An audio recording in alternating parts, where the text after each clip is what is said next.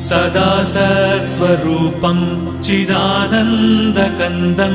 जगत्सम्भवस्थानसंहारहेतुं स्वभक्तेच्छया मानुषं दर्शयन्तम् नमामीश्वरं सद्गुरुं साईनाथं नमामीश्वरं सद्गुरुं साईनाथम् भवध्वान्तविध्वंसमार्ताण्डमीड्यं मनोवागतीतं